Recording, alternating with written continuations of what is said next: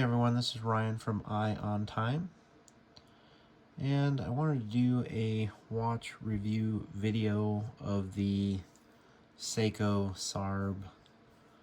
SARB033, and I am a huge fan of this watch, and I am very sad to say that Seiko, I believe, has discontinued it.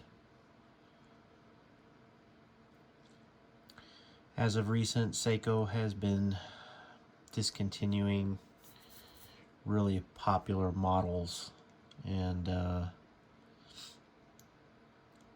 as a fan of Seiko, I have to say I'm very sad that Seiko has decided to discontinue their line of watches that have what I believe to have a lot of value and just give you a lot of watch for the money. I do think that that philosophy is what made Seiko so big, and I really feel as of recent they have really decided to not offer great models anymore. I think I own about three Seikos. One is in one of my previous videos that I modded a Seiko SKX 007.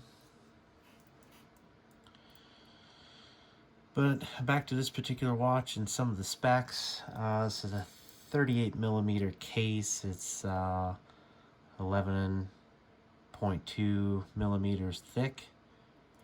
The lug, bracelet lug, is 20 millimeters. And it's 100 meters of water resistance. This makes me a big fan of this watch. And it does have an exhibition case, and you can get a look at the movement. It is an automatic movement, which means it will self-wind with movement. And it is Seiko's 6R15 movement, which is a pretty decent movement. Some complain about its ability to keep accuracy, but I believe you can regulate it. It does have a nice 50-hour power reserve. It is hacking, and you can hand wind it as well. It is more of a 6-beat, and doesn't quite have as smooth of a hand as, say, the Miyota 9015s that are more of an 8-beat. But regardless of that, it still looks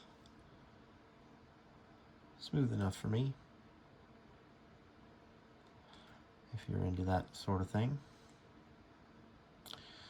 The one downside to this watch is that it is a smudge fingerprint magnet, so it is very hard to keep looking clean.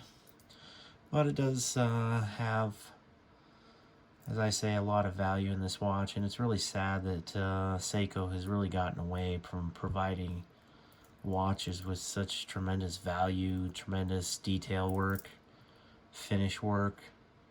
A lot of people refer to the SARB033 as the kind of poor man's grand Seiko, and I can see why. The different levels of polish, the different attention to detail is just amazing on this watch. The indices are polished and very angular, giving it a lot of light reflection. The hands are beautiful, sword style hands, as well as the second hand. And the date window is very well done with a raised date window as well. And the date is black with white numerals. So this is to me, the last great watch from Seiko in terms of providing a lot of value and a lot of detail in their watches. Their new SKX line, I'm very disappointed with. I am not a fan of them, and I'm really displeased in the direction that Seiko is going as of recently. And I think the SARB033 and the other version, color version, is a cream dial, which is the SARB035, along with the SKX 007, 009, and 013 are probably, I think, had the most value for the cost, and Seiko seems to be really getting away from that. I don't think that they realize that as watch hobbyists, we particularly buy them just more than one watch, but I guess maybe they're, with their new line of SKXs, they're, trying to grab more of a market. I don't know who their target audience is, but I don't believe it's watch enthusiasts anymore. I think it's just the consumer that'll buy a watch, and maybe a second one if they're lucky. So anyway, I just want to do a quick review of this watch. It's a great watch. I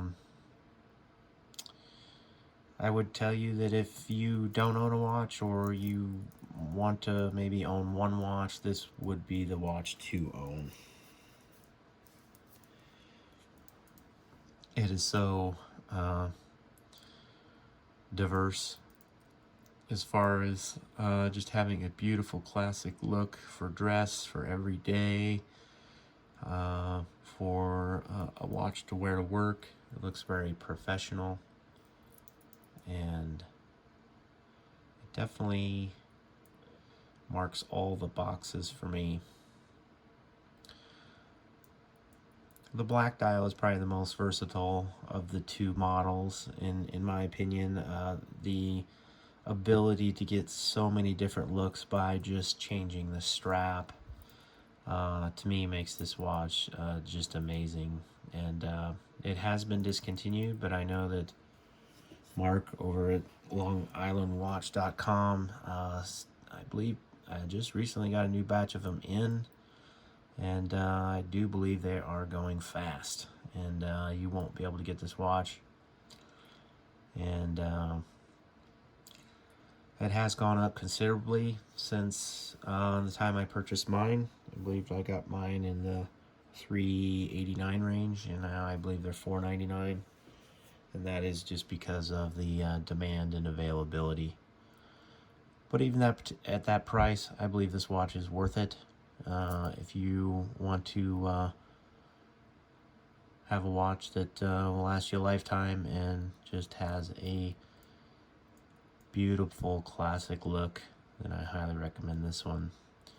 And what makes it so great is the ability to put different straps on it and give it so many different looks. Here's a few that I have from Dakota, and just putting on different straps can give this watch so many just amazing looks. And I am still waiting for Strapco to make a president, strap for it, similar to the Rolex President. This one looks really beautiful, like a really dark, rich brown strap. Looks really amazing on this watch. Again, it's a 20mm lug, so it'll fit so many different kinds. Dakota does offer a presidential strap. It will work. It does look fairly nice, although the end links are not solid and they are not fitted. So I haven't really put this one on yet. The clasp is a little bit floppy for me. This is the fold over safety clasp. So I haven't really used it yet. It does look really nice and will look really nice on this SARB. I'm still holding out for Strapco to make one, a presidential with fitted lugs, and hopefully that will happen. Hint, hint, Strapco. And that's about all I have to say. It does have a signed crown, and the polishing and the hands, it just looks so much like a Grand Seiko. It's just a shame. I don't know what's going on at Seiko, but they, to me, are not the company they used to be. There's very few models of Seiko that I really like. Maybe the 051 dive watch. Can't remember the reference number. Or the, I believe, BD68 or something. The blue dial that McMahon talks about or owns. Or about the last few watches, Seiko at least appeals to me. So anyway, enough of my rambling. If you want to own a spectacular, beautiful watch that